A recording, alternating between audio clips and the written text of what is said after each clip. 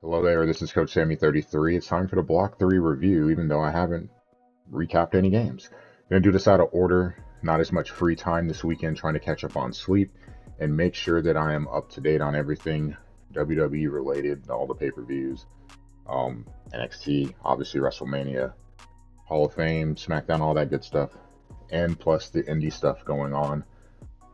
Man, it's been a hectic weekend so far. So we're just gonna recap where we're at, and later this week, starting tomorrow, get back into a normal swing of things. So you'll get the recaps of the MSU game, or sorry, MSU SMU game and Clemson game. But as you can see, we split the block.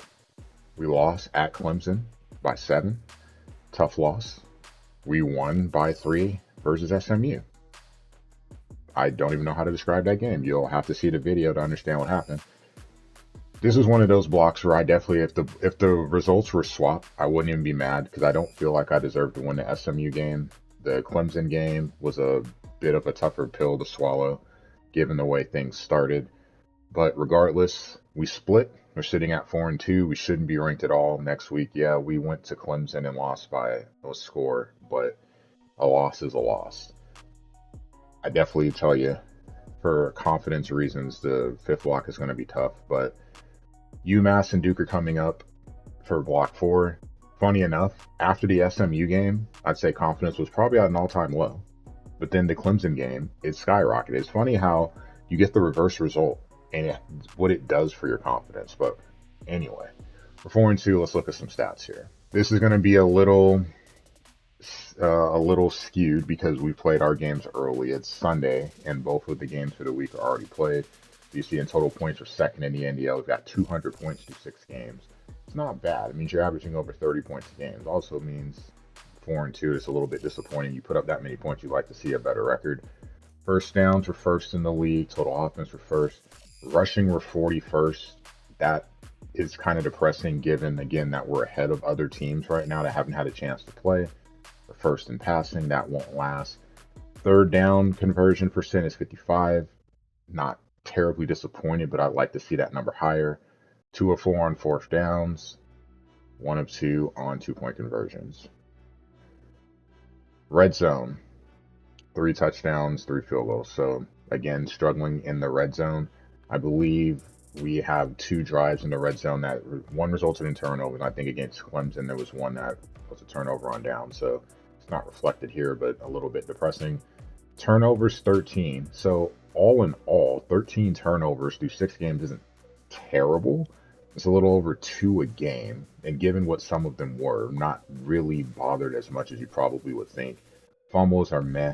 It's, it's a dice roll if it happens. And then if you get who gets the ball, it's whatever. We've lost 3. I'm not going to really be too upset about that. It happens. Interceptions, we got to try to keep that down. So 10. Again, that's not terrible. Kick return, though, we're definitely going to probably be number 1. Holmes has been amazing in the return game. Total yards, we're second in the league with over 3,400. And then something new, pass rate and run rate. I hate this because the run rate is low, 58 to 41, or basically 59 to 41. I hate that ratio, but honestly, it is what it is. Just make the best of it. Defensively, total points, 173. This is one of the reasons why it sucks. We've scored 200. We're plus 27 in 6 games. Only 1 game has not been decided by a score, and that was the Cal game. The other 5 games have been decided by 1 score. So we are the Cardiac Knolls. First downs, giving up the second most. Total offense, a lot. These numbers defensively are going to look bad because, well, let's just be honest. We don't. We're already ahead in terms of games played. There's a lot of teams. Fourth down, high rate, 2 of 3. Third down, 33%. That I do like.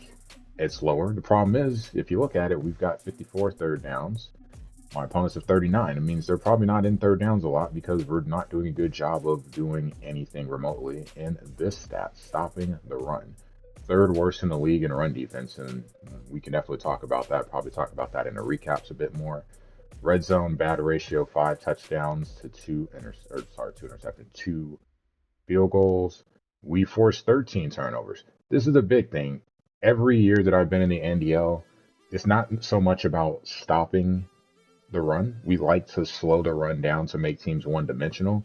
We've only been able to force 13 turnovers. A lot of missed opportunities, not enough, and it's really difficult to win if you're not getting that, which is probably reflective of the other stats. Because we can't get turnovers, it's you could probably guess teams run well. Third downs, not as many because they're not on the field on third down because they're not getting stops on first and second. We've had opportunities to get turnovers and get a chance to build leads, but we can't. And they result in missed opportunities that lead to points. And then it's keeping the game close. We're not able to force teams to be one dimensional. Three fumbles, 10 interceptions. Special teams has been fine. And then the pass run rate for our opponents is basically 50-50. It's 49% for the run. Hate to see it because that means they're able to run the ball. We want this to be skewed towards passing. We're skewed towards passing because we can't run the ball. Our opponents are not because they don't have to. So through 6 games, looking at the stats, you've got DJ's got almost 2,000 yards at this rate. We really could have a 4,000-yard quarterback, which would be rare for me. And it would be by necessity, not by choice. Got 15 TDs, 10 interceptions. In the run game, Lawrence at 418 as a team, like really him and Lucas, they haven't been able to get going. Finally got a big run, 84-yard run against Clemson. Outside of that, it's been really tough to get yards in the run game. The offensive line hasn't created holes. The passing game, Malik and Douglas, great in terms of getting open. Malik has been great at getting in the end zone, 8 touchdowns, 100 more yards than Douglas, but Douglas has definitely been a guy that we've been looking to get involved in the offense. He's been doing a good job trying to get others mixed in as well. Lucas in the pass game, Lawrence getting him involved in the pass game too, and then you got the tight ends. Thomas hasn't been as much of a factor as late because he can't hold on to the ball, so not as reliable. And at this point, you're trying to convert. You got to go to who can catch the ball. Morlock making catches, hell, even the third tight end making catches. So we're doing what we can to try to find people open on this squad. Offensive line, the sacks are starting to pile up. You see now we've allowed, or at least the offensive line has allowed 9. Pancakes not as high because you're probably getting pancakes in the run game. Again, we can't run the ball. It's making it really difficult in order to do anything on that